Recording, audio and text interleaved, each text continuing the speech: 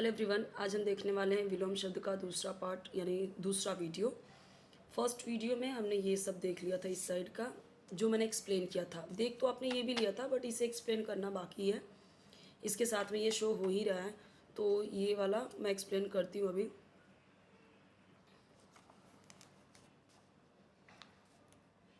तो यहाँ पे देखिए, उपकार अपकार।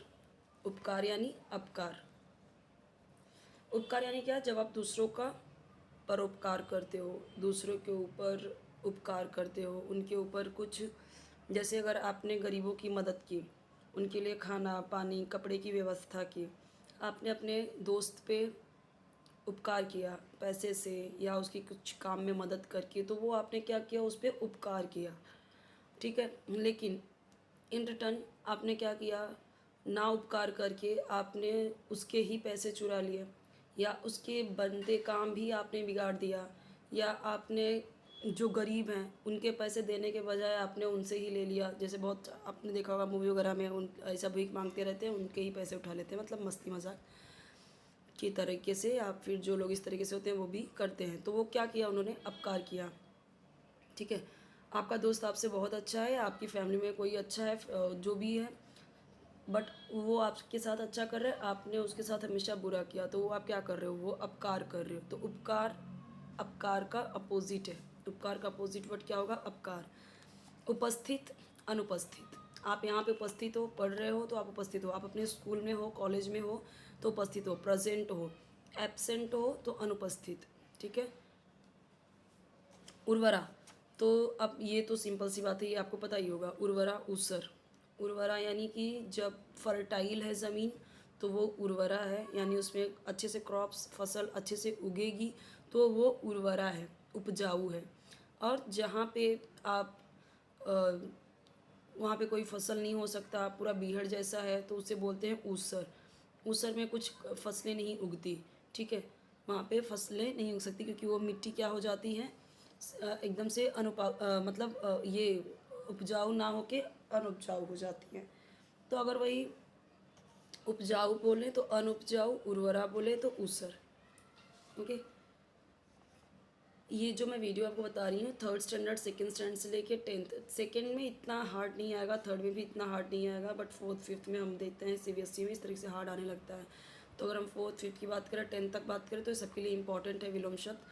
और ये जितने भी आप टीजीटी पीजीटी डीएसएसबी यूएसबी जो लोगों को नीड थी इसकी, वो मैं उनके लिए भी ये प्रोवाइड कर रही हूँ, ठीक है। तो देखते हैं अभी। उष्ण यानी गर्म, शीत यानी ठंडा, उग्र यानी उग्र, जैसे बोलते हैं ना कि उग्र यानी मान लीजिए कि गुस्सा में, गुस्सा वाला स्वरूप, जैसे हम बोलते हैं शिव जी का उग्र स्वरूप, पार्वती माता का उग्र स्वरूप। न्यूज़ में आपने देखा होगा गंगा का उग्र स्वरूप, यमुना का उग्र स्वरूप, यानी जब वो बहुत अपने एक प्रलयंकारी स्थिति में आ जाती हैं तब उसको हम बोलते हैं उग्र। शांत, जब एकदम नॉर्मली बहते रहती हैं धीरे धीरे, तो वो क्या, शांत। तो ऐसे भी आपने देखा होगा कि भगवान के भी उग्र और शांत वाले रूप आपने देखे होंगे। उचित, क्या उचित है क्या अनुचित है, ये सिंपल है, उचित अनुचित। उत्कर्ष अपकर्ष, ठीक है। तो उत्कर्ष का मतलब क्या होता है, प्रगति, श्रेष्ठता, उत्तम, समृद्धि, ठीक है, वो होता है। अपकर्ष यानी उसका नीचे, उस, ठीक है। आप जब अवनति के मतलब कोई जो उत्तम से नीचे हो, श्रेष्ठ ना हो, प्रगति पे ना हो, समृद्ध ना हो, वो क्या हो जाएगा, आपका अपकर्ष, ओके। इसी तरीके से उत्थान पतन। उत्थान यानी आपका जब किसी का बहुत प्रोग्रेस कर रहा है, जब कोई एकदम ऊपर की सीढ़ियाँ चढ़ रहा है एकदम, ठीक है, बहुत कोई सक्सेस हो रहा है, तो वो उत्थान है। लेकिन पतन क्या है, जब वो उससे नीचे आ रहा है, जब उसका डाउनफॉल चालू हो गया। बहुत लोगों को आपने देखा होगा कि एक टाइम पे बहुत राजा जैसे रहते हैं, फिर एक टाइम पे रंक टाइप हो जाते हैं, तो वो भी, वो उत्थान पतन होता है। पतन यानी नीचे किस तरफ गिरना, ठीक है। ऊंच, वही सेम चीज़ है, इसका भी ऊंच नीच। औपचारिक अनौपचारिक। औपचारिक यानी आप समझ सकते हो फॉर्मल, अनौपचारिक यानी इनफॉर्मल। औपचारिक पत्र अनौपचारिक पत्र आपने पढ़े होंगे, आपने लिखे होंगे एग्ज़ाम्स में 10th 9th में। तो औपचारिक अनौपचारिक क्या होता है, जहाँ पे आप फॉर्मल हैं वो औपचारिक है। अनौपचारिक क्या है, जहाँ पे आप इनफॉर्मल हैं, कनिष्ठ ज्येष्ठ। अब कनिष्ठ समझ सकते हैं कि कनिष्ठ इस उंगली को हम कनिष्ठा बोलते हैं। क्यों कनिष्ठा बोल रहे हैं? क्योंकि सबसे छोटी है, इसलिए इसे कनिष्ठ बोल रहे हैं। ये सबसे बड़ी है उंगली, तो इसे हम क्या बोल सकते हैं? ज्येष्ठ। ठीक है, ज्येष्ठा, ज्येष्ठ। तो ज्येष्ठ यानी बड़ा, कनिष्ठ यानी छोटा। कृतज्ञ, कृतघ्न, ये थोड़ा सा ही फर्क है।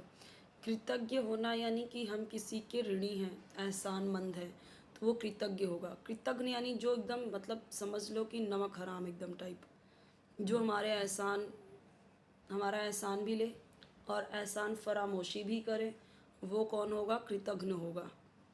यानी ऐसे समझ लो ये एहसानमंद है, ये एहसान फरामोश है।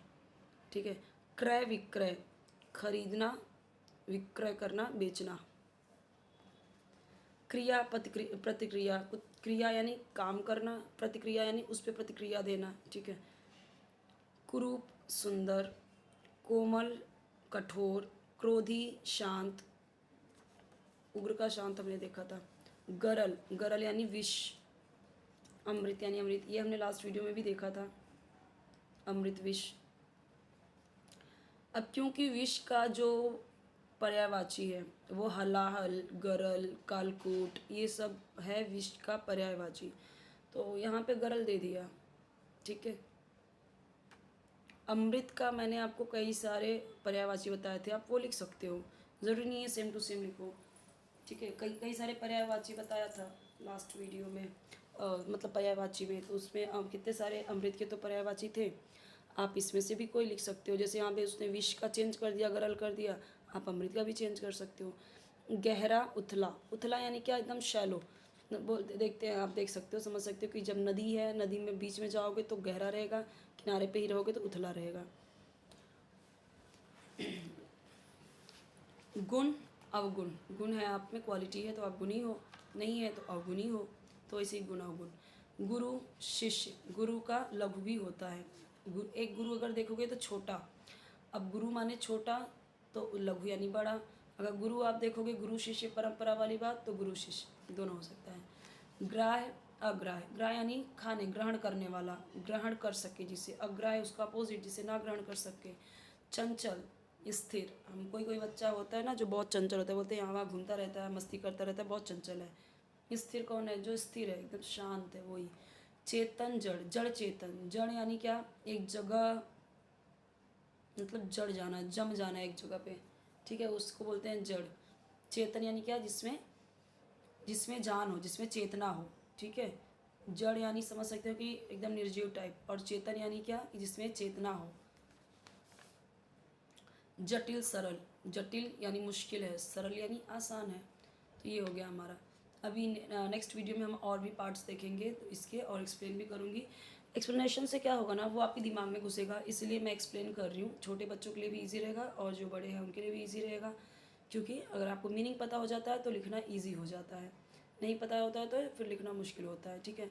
कोई भी वीडियो चाहिए तो कमेंट में बताइए, चैनल जरूर सब्सक्राइब कीजिए, वीडियो लाइक कीजिए, फ्रेंड्स के साथ शेयर कीजिए अपने, और बेल आइकन ज़रूर प्रेस कीजिए ताकि जब भी न्यू वीडियो अपलोड करूँ तो आपको उसका नोटिफिकेशन मिल जाए, ईजी रहे, आपको ढूंढने की ज़रूरत ना पड़े। नेक्स्ट थिंग ये है कि आप चैनल को सपोर्ट कर सकते हैं वीडियो को पूरा देख के, डाउनलोड ना करके। जिस तरीके से चैनल आपको सपोर्ट कर रहा है, आप भी चैनल को सपोर्ट ज़रूर करें, वीडियो को डाउनलोड ना करके आप उसे पूरा पूरा देखें। ठीक है। कमेंट ज़रूर कीजिए, जो भी वीडियोज़ आपको चाहिए, हेल्पफुल है तो ज़रूर उसके बारे में भी बताइए। आपके कमेंट से मुझे पता चलेगा कि आपको ये हेल्पफुल हो पा रहा है कि नहीं हो पा रहा है, तो है कमेंट ज़रूर कीजिए। ठीक है।